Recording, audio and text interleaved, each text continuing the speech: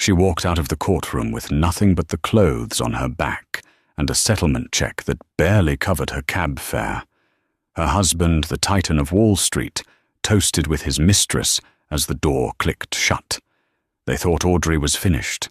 They thought she was just the trophy wife who aged out.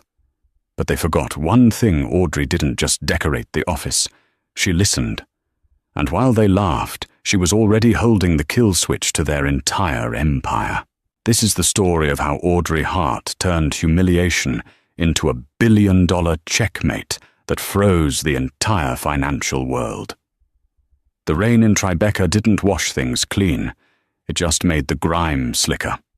Audrey Hart stood on the cobblestones outside the penthouse building at 443 Greenwich Street, the water soaking through her cashmere coat, one of the few things she'd been graciously allowed to keep. Upstairs, the party was already starting. She could see the amber glow of the recessed lighting in the floor-to-ceiling windows. She could almost hear the clinking of baccarat crystal. Preston Anna, the man she had spent 12 years building up from a nervous junior analyst to the CEO of Anna Holloway Capital, was celebrating his freedom. Or as his lawyer had put it during the final mediation, his unshackling. "Audrey, please," Preston had said 3 hours earlier in the sterile conference room, not even looking her in the eye. He was checking his Breitling watch board. "Let's not drag this out. You get the condo in Jersey, the 2018 Rover, and a monthly stipend for 2 years. It's generous. Don't make me crush you." His lawyer, a shark named Beryl Penn, who smelled of expensive scotch and moral decay, had slid the papers across the mahogany table. "The prenup is ironclad, Mrs. Anna. You signed it when Preston had nothing. The fact that the firm is now worth $4 billion is legally irrelevant. You are entitled to what you brought in." Which was, if I recall, a student loan debt and a cat. Audrey hadn't screamed. She hadn't thrown the water pitcher. That was what the old Audrey would have done, the Audrey who believed in partnership. Instead, she had looked at Preston, really looked at him. She saw the hair plugs he tried to hide, the nervous tick in his jaw that flared up when he was lying, and the way his eyes kept darting to his phone, undoubtedly waiting for a text from Tiffany, the 24-year-old brand consultant who had been consulting on his marriage for the past 6 months. "Okay," Audrey had whispered. Preston blinked. "Okay, I'll sign, but I want one thing." "Money," Beryl Penn sneered. "No, I want the Rolodex." Preston had laughed, a loud barking sound that bounced off the glass walls. "The Rolodex, Audrey, nobody uses a Rolodex anymore. It's 2024. All our contacts are in the cloud. You want the dusty old spinner from the basement, the one my dad used. Sentimental value." Audrey lied smoothly. "I used to play with it when we first started the company in the garage. It reminds me of when we were real." Preston waved his hand dismissively. "Give it to her. If she wants a piece of junk, plastic, instead of an extra 10 grand, let her have it. Sign the papers." She signed. Now, standing in the rain, clutching the handle of her suitcase and a plastic shopping bag containing the vintage cracked Rolodex, Audrey looked up at the window one last time. She saw a silhouette, Tiffany slender, and holding a champagne flute, lean against the glass, looking down. Tiffany didn't wave, but the tilt of her head screamed victory. "I won," the posture said. "You lost." Audrey turned to the curb. She didn't call an Uber Black. She couldn't afford the habit anymore. She hailed a yellow cab. "Where to, lady?" the driver asked, eyeing her wet hair in the rearview mirror. "The Red Hook terminal." Audrey said, her voice devoid of emotion. "I have a storage unit to visit." As the taxi merged into the chaotic traffic of Canal Street, Audrey reached into the plastic bag and touched the cold, dusty plastic of the Rolodex. Preston was right about one thing: nobody used these anymore. The contacts inside names like Bernie or Lehman were dead or irrelevant. But Preston, for all his Ivy League education and killer instinct, had forgotten the one rule Audrey had taught him in the beginning: always check the lining. Inside the hollow base of the Rolodex, taped to the bottom with yellowing Scotch tape, was a micro SD card. It wasn't the contacts that mattered, it was the audio. For 12 years, Audrey hadn't just been the wife who hosted the dinner parties. She was the one Preston vented to after his third Scotch. She was the one who sat in the corner of the Home Office, knitting or reading, while Preston took calls on speakerphone because he liked to pace. She knew about the offshore accounts in the Caymans that bypassed the IRS. She knew about the environmental reports for the lithium mine in Nevada, the reports Anna Holloway had buried to ensure the deal went through. And most importantly, she knew about Project Chimera. Project Chimera was the deal of the century. It was a hostile takeover of a massive biotech firm, BioGenX, that Preston was orchestrating. But to make the stock price tank so he could buy it cheap, Preston had been leaking false rumors to the press about BioGenX's clinical trials failing. It was market manipulation, clear as day. Illegal. A felony that would put him away for 20 years. He thought she was stupid. He thought she was just the woman who picked out his ties. Audrey pulled her phone out. She had 4% battery left. She dialed a number she hadn't called in 15 years. "Hello." A gruesome, gravelly voice answered. It was loud background noise of a dive bar filtering through. "Ethan," Audrey said. There was a pause. Audrey Hart. It's Audrey Anna. Well, Hart again, I suppose."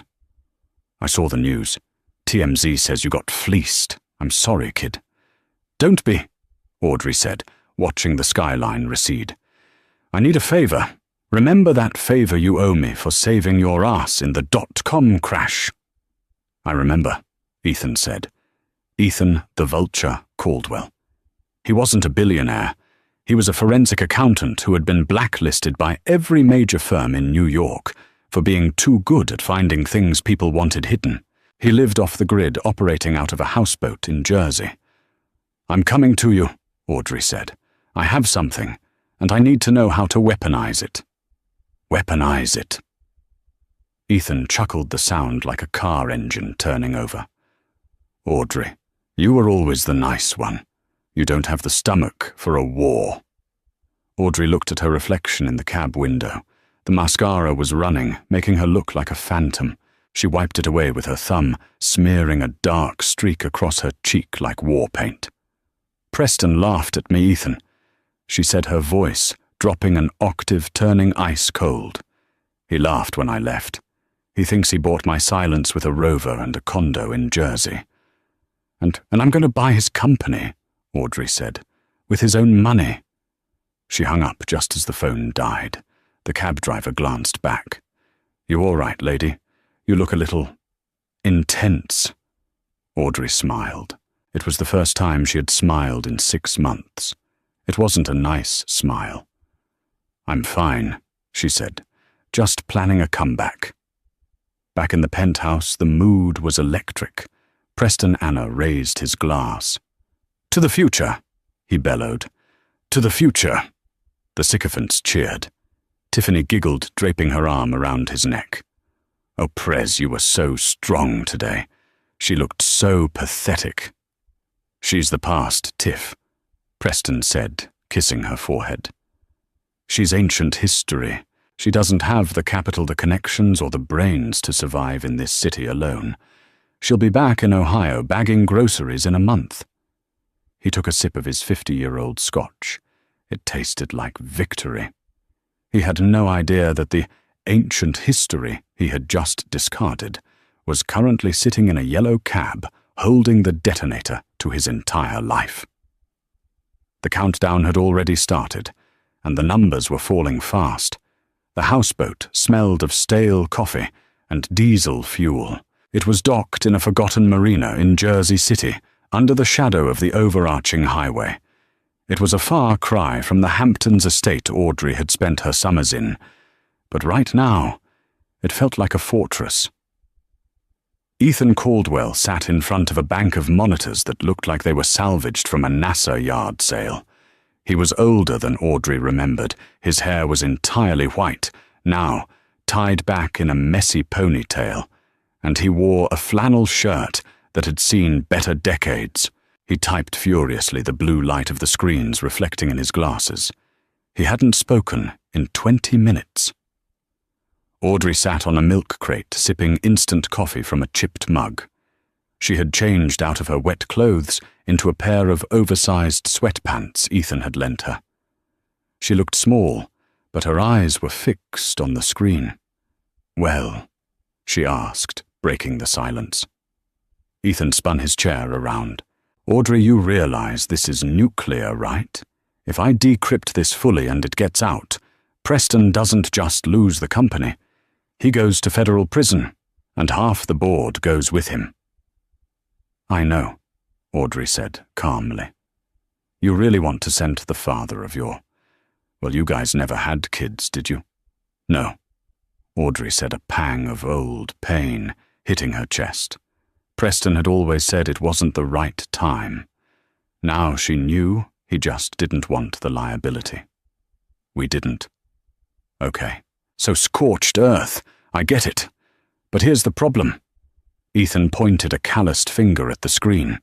"You can't just leak this. If you leak the audio of him admitting to market manipulation on Biogenex, the stock crashes. Anna Holloway tanks. The assets freeze. You get your revenge, sure. But you get $0. The government seizes everything." Audrey set the mug down. "I don't just want him in jail, Ethan. I want what I built. I wrote the business plan for Anna Holloway on a napkin in a diner. I designed the logo. I introduced him to his first angel investor, my uncle, who Preston later screwed over. I want the company. You want to take over a $4 billion hedge fund with..." Ethan checked his pockets. $40 and a faltering Uber rating. "I want to execute a leveraged buyout," Audrey said. Ethan laughed so hard he started coughing. "A hostile takeover. You, Audrey, you need capital. Massive capital. Even if we tank the stock, you need backing to buy the controlling share." "I know someone," Audrey said, "who everyone in New York is scared of Preston. He's the golden boy." "Not everyone," Audrey said. "There's one person who hates Preston more than I do." "Who?" "Jonathan Galt."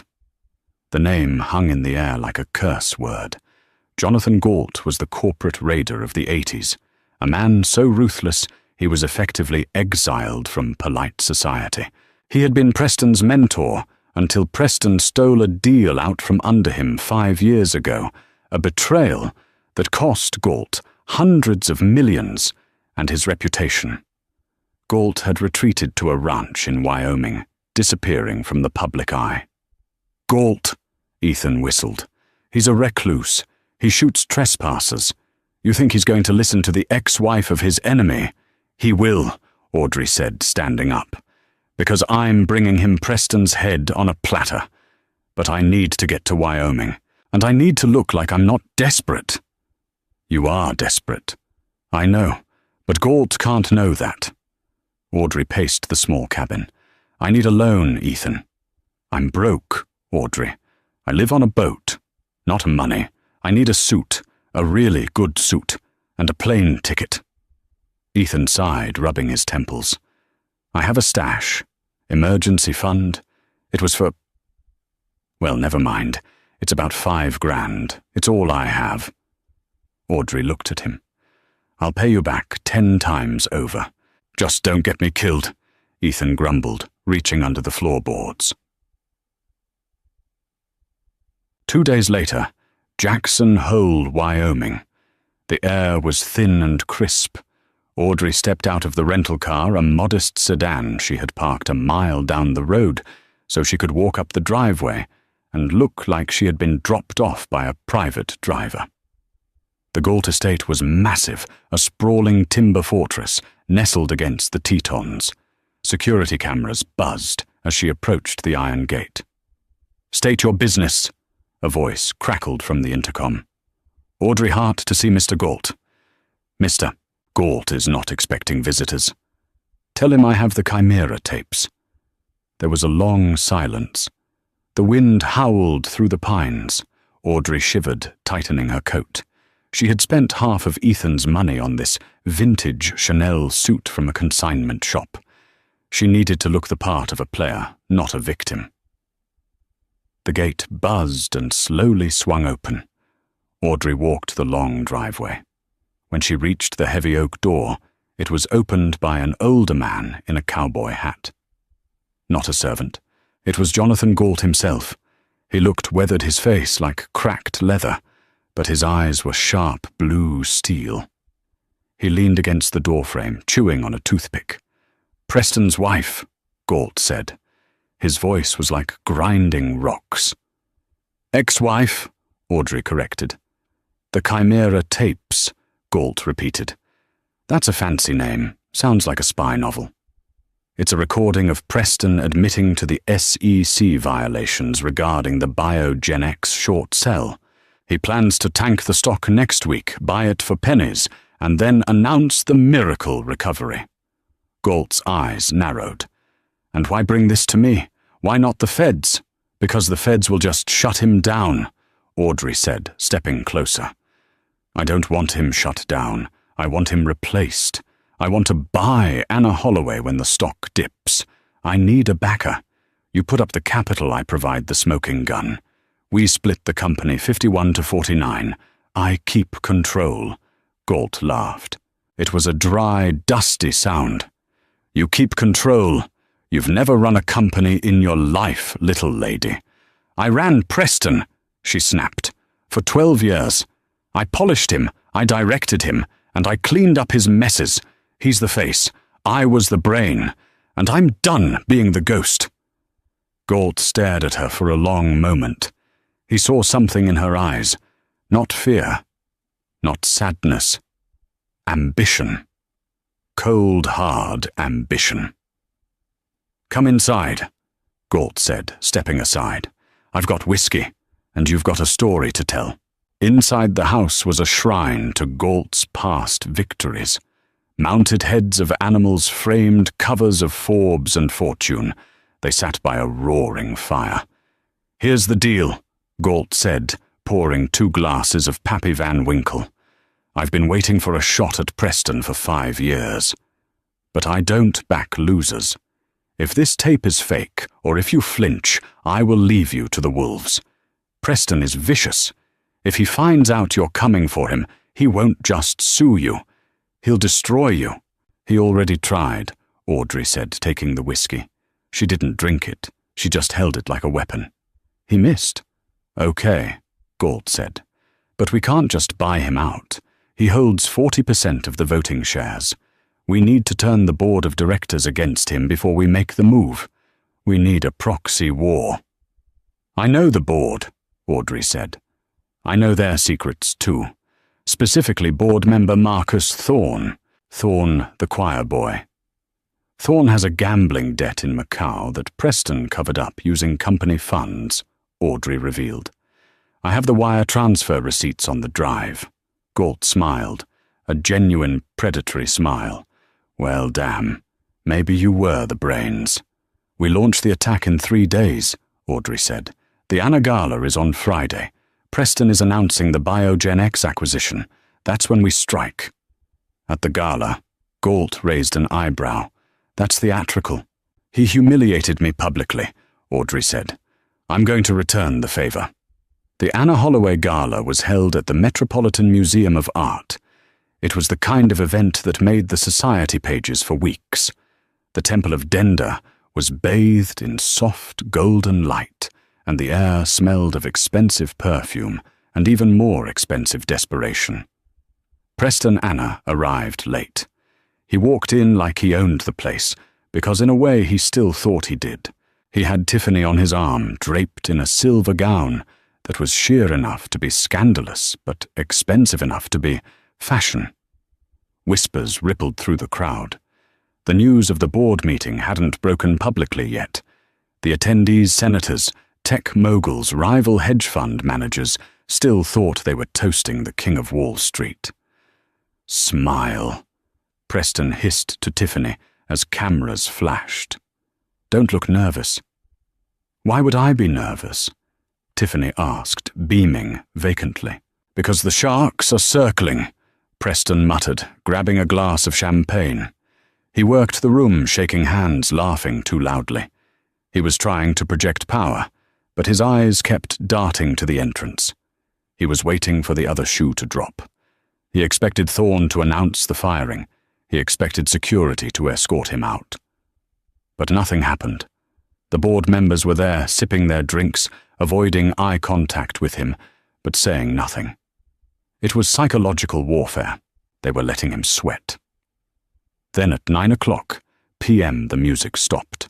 The lights dimmed. A spotlight hit the top of the grand staircase. Usually this was the moment Preston would descend to give his keynote speech. He stepped forward, adjusting his tuxedo. But the spotlight wasn't for him. At the top of the stairs stood a woman. She was wearing a blood-red Alexander McQueen gown that hugged every curve with a neckline that was sharp and dangerous. Her hair was pulled back in a severe, elegant chignon. She wore no jewelry, except for a simple pair of diamond studs. It took the room a moment to recognize her. The whispers started as a low hum and grew into a roar. "Is that? No, it can't be. It's Audrey." Audrey Hart descended the stairs. She didn't walk. She glided. Every step was calculated. She looked like a queen returning from exile to execute the usurpers. Preston froze. His glass tilted dangerously in his hand. Tiffany looked at Audrey, then down at her own dress, suddenly realizing she looked like a cheap imitation.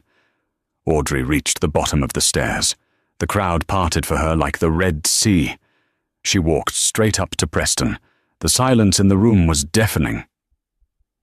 "Hello, Preston," she said. Her voice was calm, amplified by the acoustics of the stone temple. "What are you doing here?" Preston hissed, his smile strained for the onlookers. "You weren't invited." "Security.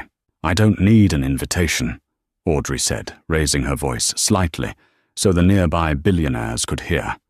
"I'm here representing the new majority stakeholders of Anna Holloway." Preston laughed, but it sounded like a choke. "Majority stakeholders, you have a condo in Jersey and a used Rover. Go home, Audrey. You're embarrassing yourself." Audrey signaled to the AV booth. The massive projection screen behind the stage, which was displaying the Anna Holloway logo, flickered. Suddenly the logo disappeared. In its place, a document appeared. It was a trade confirmation. A massive block purchase of Anna Holloway stock executed 10 minutes ago in the after-hours markets. "While you were drinking champagne," Audrey said, her voice cutting through the room, "Jonathan Galt and I just executed a buy order for 15% of the outstanding float, combined with the proxy votes from the board members who fired you this morning."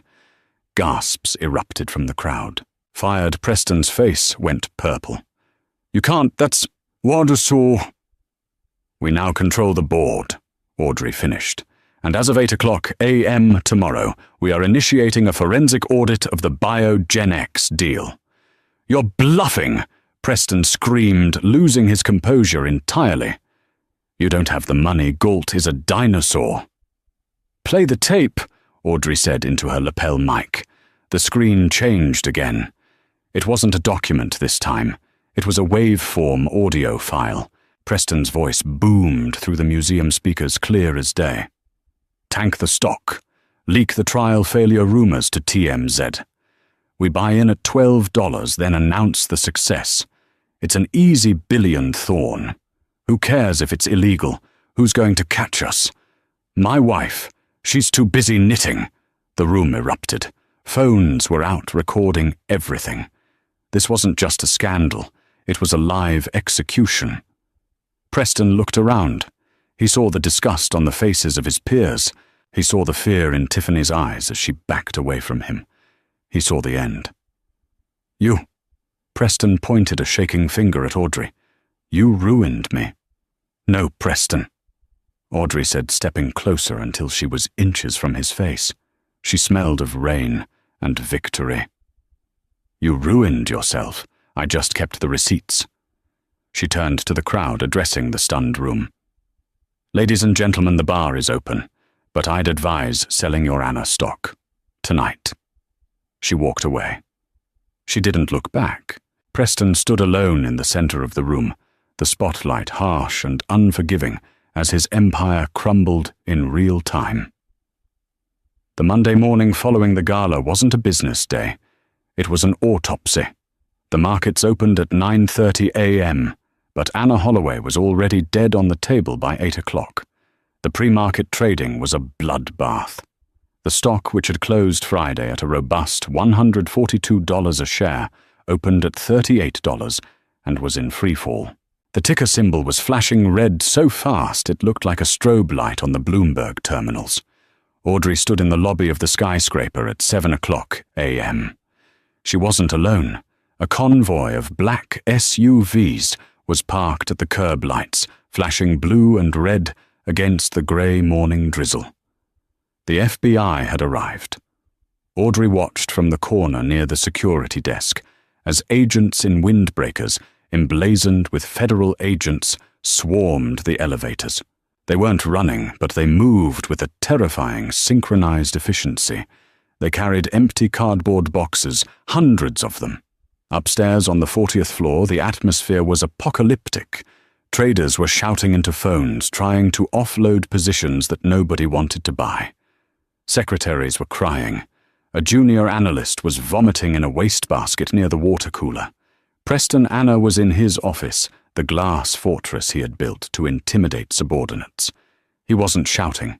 He was sitting in his Eames chair, staring blankly at the wall, a half-packed duffel bag on his desk. He thought he had time to run. He thought he could make it to the private airfield in Teterboro before the indictment dropped. He was wrong. The double doors burst open. 2 agents stepped in, followed by a U.S. Marshal. "Preston Anna," the lead agent barked. Preston stood up, adjusting his tie with a trembling hand. "This is a misunderstanding. Call my lawyer Beryl Penn. He'll explain the—" "Turn around," the agent said, unclipping a pair of steel handcuffs. "You are under arrest for securities fraud, wire fraud, and conspiracy to commit market manipulation." Preston looked past the agents, through the glass walls of his office. He saw his employees, the people he had bullied, underpaid and terrified for a decade, standing still. They weren't working anymore. They were watching, and standing right behind the wall of agents watching him with an expression of cool, detached interest was Audrey. Preston's eyes locked onto hers. His face, usually flushed with arrogance, was ashen. "Audrey," he mouthed. She didn't speak. She didn't smile. She just gave him a small, almost imperceptible nod. "Goodbye." As they marched him out, parading him past the trading floor in cuffs, a hush fell over the room. The Titan of Wall Street was just a man in a wrinkled suit. The aftermath. By Wednesday, the initial shock had worn off, replaced by the grim reality of the mess Audrey and Galt had purchased. They had seized control of the board, yes. They owned the majority shares, yes. But they now owned a company that was radioactive. Audrey sat in the main conference room, now serving as the war room. The table was covered in takeout containers and legal briefs. Jonathan Galt was pacing the length of the room, looking like a caged tiger. "It's worse than we thought," Galt growled, throwing a balance sheet onto the table. "The clients are fleeing. The Sovereign Wealth Fund of Qatar just pulled their entire portfolio. That's $4 billion in assets under management gone in an hour. We're bleeding out, Audrey." Audrey rubbed her temples. She hadn't slept in 72 hours. "We knew there would be attrition, Jonathan. We prepared for a 30% drop." "We're at 65%, Galt shouted. "And the lawsuits we've been served with 3 class action suits Since breakfast. This isn't a takeover. It's a suicide pact. We settle the suits, Audrey said, her voice steady, despite the panic rising in her chest. We liquidate the yacht, the Hamptons estate, and the private jet fleet Preston bought with company funds. That covers the immediate liquidity crunch. And the reputation, Galt stopped pacing.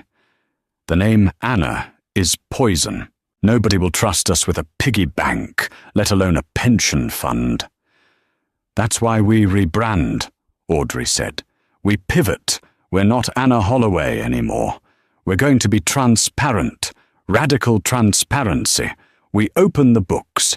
We show the algorithm. Show the algorithm.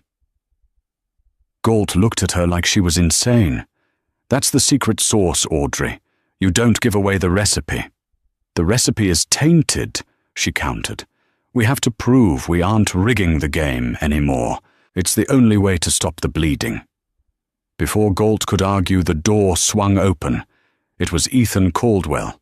Ethan looked terrified. For a man who had spent 20 years living off the grid, hiding from creditors, and the IRS fear was a familiar state. But this was different. This wasn't paranoia. It was dread. We have a problem, Ethan said. His voice cracked. We have 1,000 problems, Ethan, Galt snapped. Pick a number. No, Ethan said, walking to the head of the table and plugging his laptop into the projector. Those are money problems. This is an extinction event. On the screen, a command line interface appeared. Rows of red code were scrolling downwards, counting down. System purge initiated. T-minus 36,0000. What is that? Audrey asked, standing up.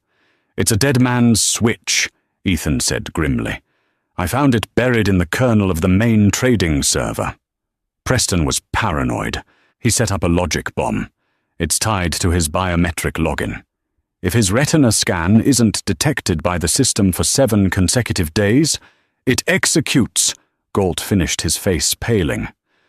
What does it do? It's a scorched earth protocol, Ethan explained, typing furiously to bring up the code structure. It doesn't just shut us down. It recursively overwrites every hard drive in the data center. Zeroes out the databases. It deletes the client ledgers, the transaction, histories, the tax records, the backups, everything. Audrey felt the blood drain from her face. If that happens,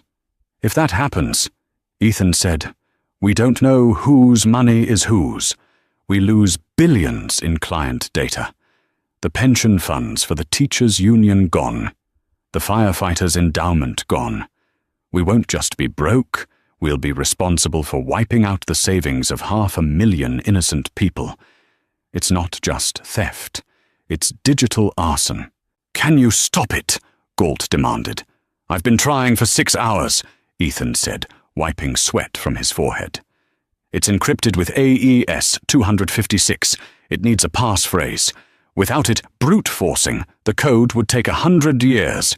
We have 36 hours. The room fell silent. The hum of the projector fan sounded like a jet engine. He's doing this from a jail cell, Audrey whispered. He knew he was going down, so he decided to take everyone with him. We have to get the code, Galt said. We need to talk to him. He won't give it to you, Ethan said. He hates you both. He'd rather watch the company burn. Audrey stared at the red countdown. 35, 59, 12. He won't give it to us, Audrey said, her eyes narrowing. But he might trade it. Trade for what? Galt asked. We have nothing to offer. He's looking at 20 years. I know him, Audrey said, grabbing her coat. Preston doesn't care about money anymore. He doesn't even care about freedom. He cares about one thing. The story. The Cage. The Metropolitan Correctional Center in Lower Manhattan was a fortress of concrete and misery. It smelled of industrial cleaner and stale air. Audrey sat in the visitation room. It was a sterile box divided by a thick pane of plexiglass. She kept her hands folded on the metal table, watching the door on the other side. When the guard brought Preston in, Audrey barely recognized him. It had only been 5 days, but the transformation was shocking. Without his tailored suits, his spray tan, and his carefully coiffed hair, Preston looked small. He looked like exactly what he was, a middle-aged man who had flown too close to the sun. He wore a bright orange jumpsuit that hung loosely on his frame. He sat down slowly. He picked up the phone receiver. He didn't smile. "Come to gloat." Preston's voice was tinny through the receiver. "Or did you just want to see me in orange? Does it match the decor of your new office?" Audrey picked up her receiver. "I know about the logic bomb, Preston." Preston's eyes flickered. A spark of life returned to them. A spark of malice. "Ah, found it, did you? I was wondering how long it would take your hacker friend to dig that up." "It's going to wipe the pension funds," Audrey said calmly.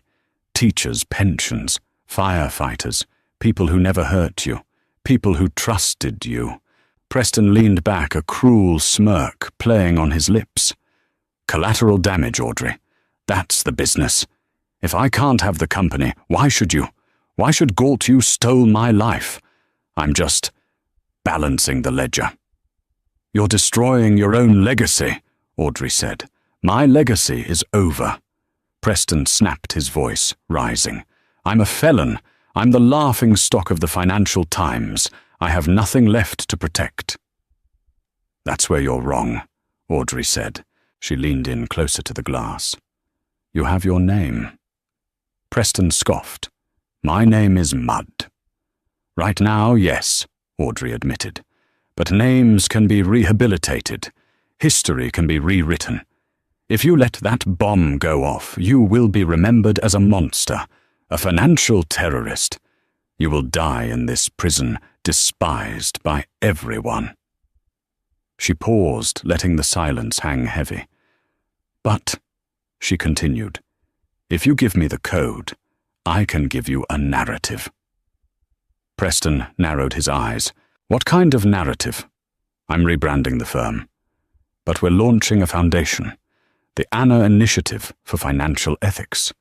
We will fund scholarships. We will fund research into market transparency. And we will say that you founded it." Preston blinked. "Me." "We'll spin it?" Audrey lied smoothly. She was improvising, painting a picture she knew he desperately wanted to see. "We'll release a statement saying that during your incarceration you had a change of heart, that you wanted to dedicate your remaining assets to ensuring no one makes the same mistakes you did. You won't be the villain anymore, Preston. You'll be the cautionary tale, the fallen king seeking redemption. You'll write op-eds from your cell. You'll be relevant." The word hung in the air. Relevant. It was the only drug Preston was truly addicted to. The fear of being forgotten, of being a nobody, terrified him more than the prison bars. He looked at Audrey. He searched her face for deceit, but she was a mirror reflecting only his own desperate need for validation. "You'd keep my name," he whispered.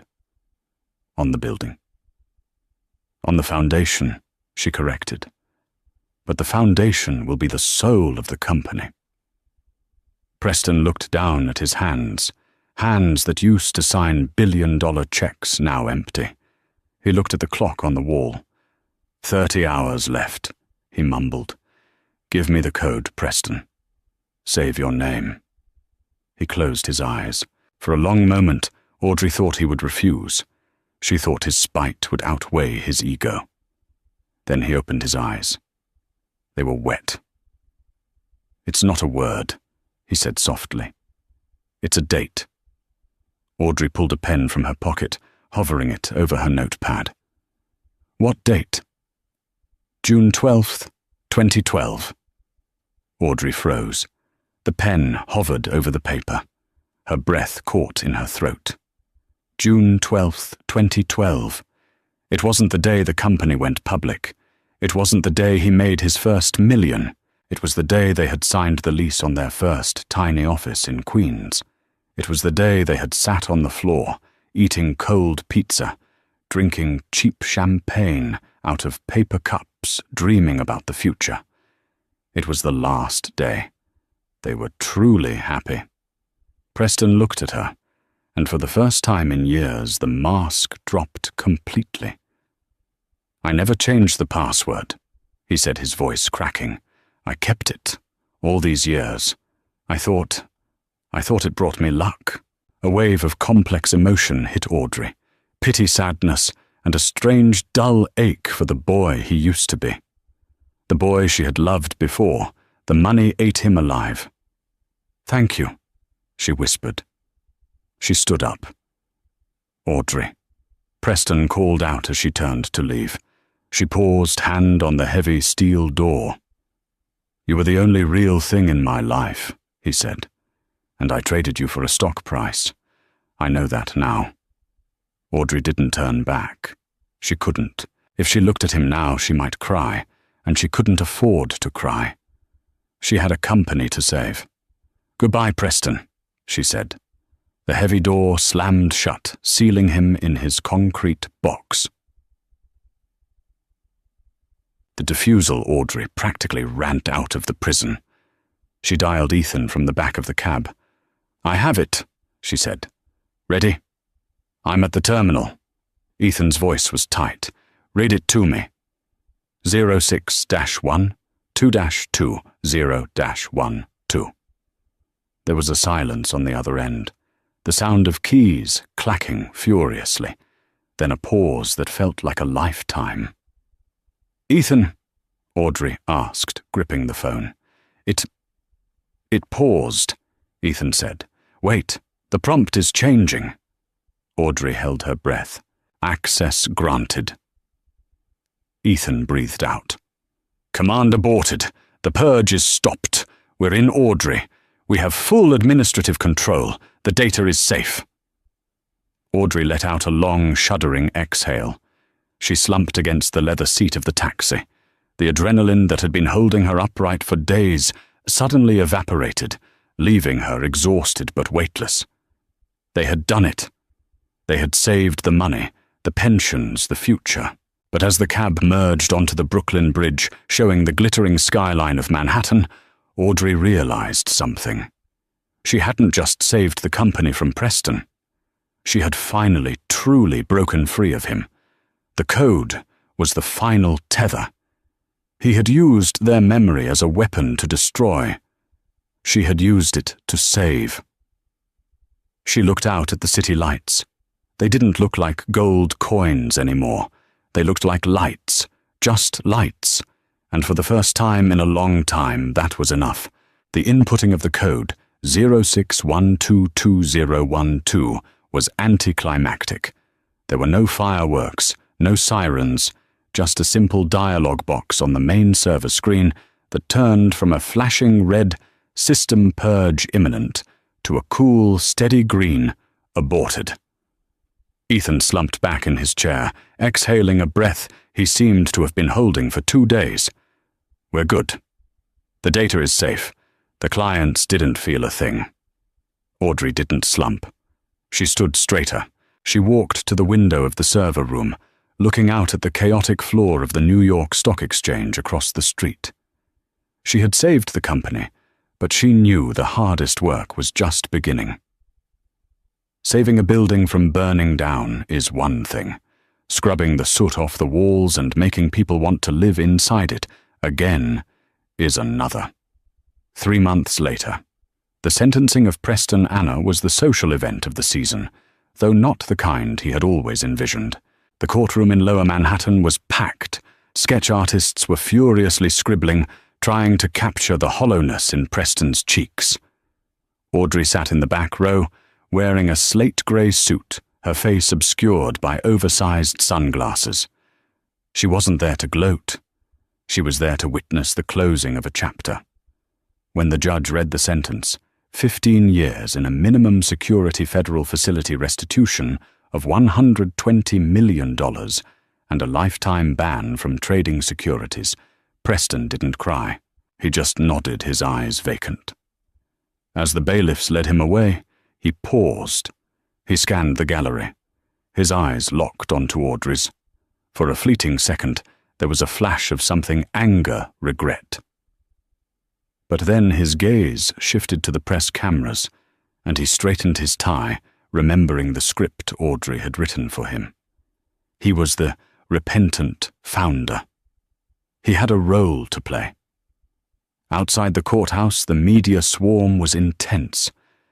Mrs. Hart, a reporter from CNBC shoved a microphone in her face. "How do you feel seeing your ex-husband go to prison? Is it true you're keeping his name on the new charitable foundation?" Audrey stopped. The cameras clicked furiously. "Preston made mistakes," she said, her voice steady and practiced. "Serious criminal mistakes. But the Anna Initiative will ensure that his knowledge is used to teach ethics, not circumvent them. We believe in redemption, just not in recidivism." She got into her waiting car. As the door closed, she saw a familiar face on the sidewalk. It was Tiffany. The young brand consultant looked disheveled. She was holding a stack of flyers for a yoga retreat she was trying to launch in Tulum. She saw Audrey in the plush back seat of the town car. Tiffany's mouth opened to say something, perhaps to shout an insult or beg for a connection, but the car pulled away before she could make a sound. The silence was the ultimate revenge. The war room. Back at the office, the atmosphere was tense. The rebranding was underway, but the culture clash between Audrey's vision and Jonathan Galt's instincts was reaching a boiling point.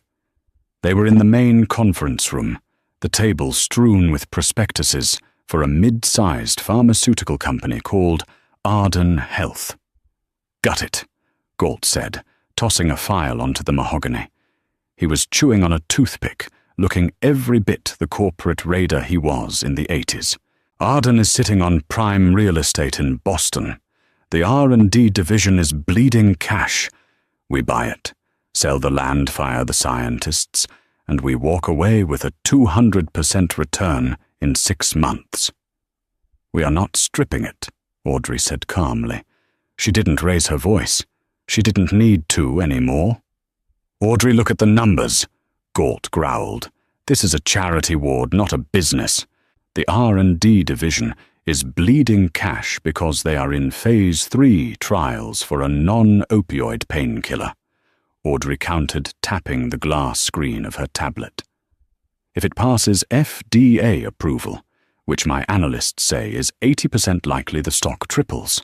Not in 6 months, but in 2 years. And we actually help people. And if it fails, then we pivot, but we don't kill it before it has a chance to breathe." Audrey stood up, walking to the head of the table. "This is why the board backed me, Jonathan. Because Anna Holloway was short-term greed. Hart and Galt is long-term value.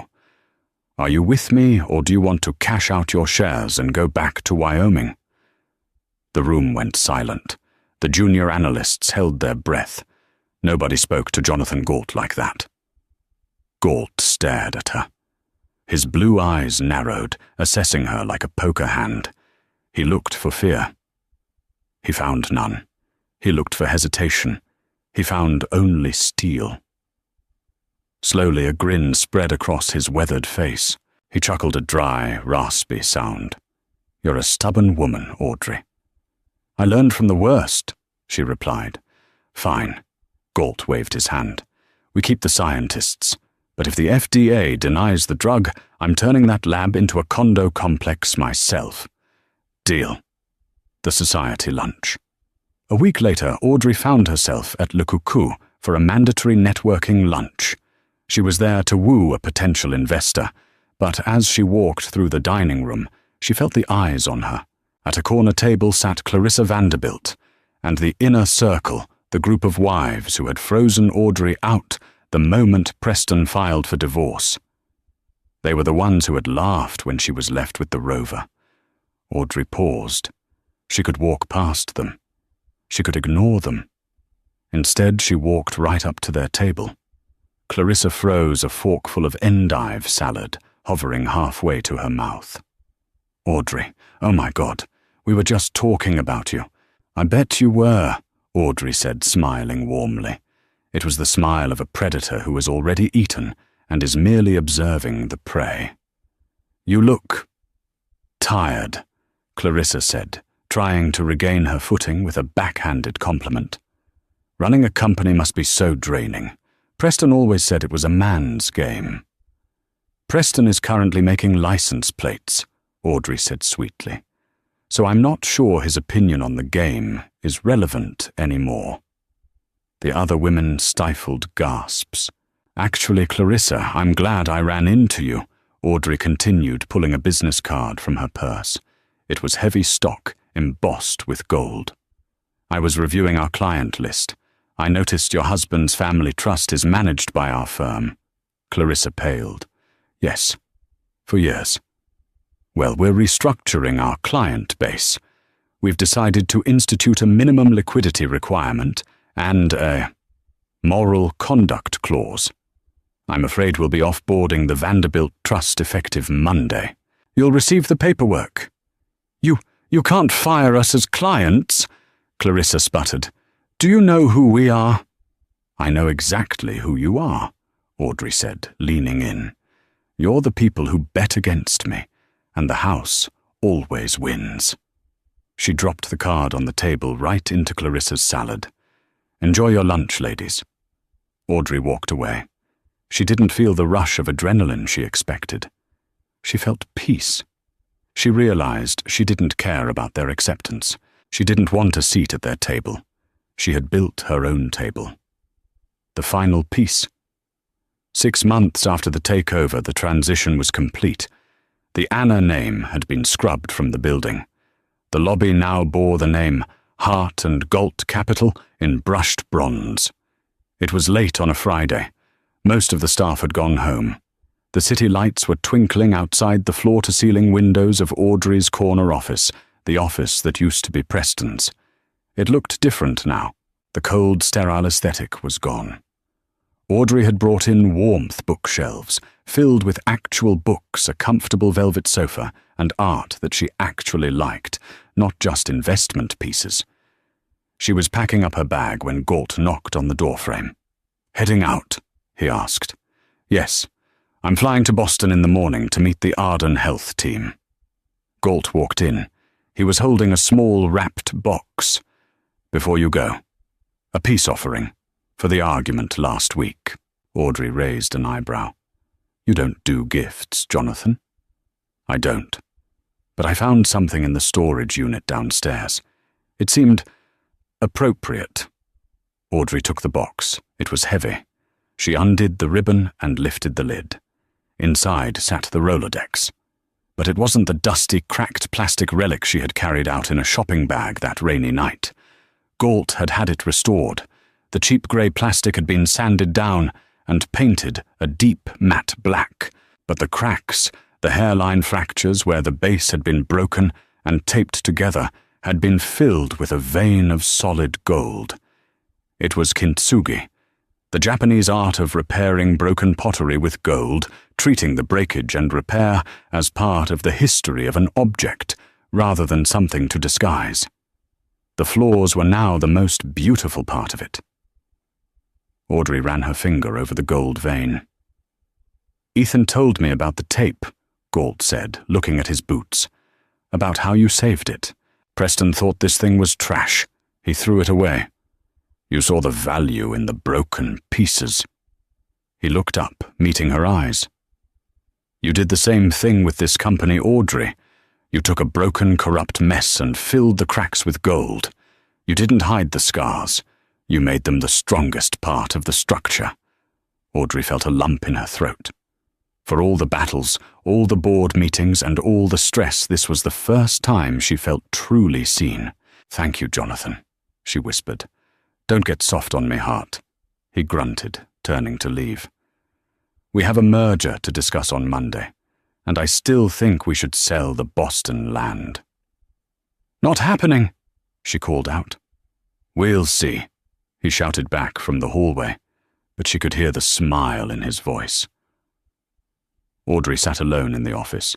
She placed the Rolodex on her desk, right next to her nameplate. Audrey Hart, CEO. She picked up her phone. She scrolled through her contacts. She didn't need the Rolodex anymore, not really. The names inside were from a past life, but she kept it as a reminder that when they laugh, you listen. When they leave, you learn. And when they break you, you don't just put yourself back together. You rebuild yourself with gold. She grabbed her coat and walked out of the office. The elevator dinged, opening to the lobby. She walked out onto Greenwich Street. It was raining again, just like that night. But this time, Audrey didn't hail a cab. Her driver opened the door of the company car. Home Ms. Hart. Audrey looked up at the penthouse balcony, where she had once stood, crying. She looked at the ghost of the woman she used to be. She blew her a kiss. "No," Audrey said, settling into the warm leather seat. "Take me to the airport.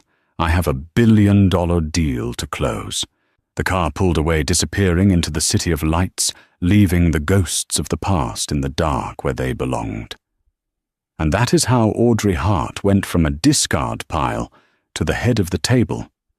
It's a reminder that the most dangerous person in the room isn't the one shouting the loudest, it's the one who's listening. Preston Anna learned the hard way that when you strip someone of everything, you leave them with nothing to lose and everything to gain. If you enjoyed this story of revenge, redemption, and high-stakes corporate warfare, please smash that like button. It really helps the channel grow. Did you think Audrey let Preston off too easy with the legacy deal? Or was it the perfect strategic move? Let me know in the comments below. And don't forget to subscribe and hit the bell icon so you never miss a story. Until next time, keep your friends close and your receipts closer.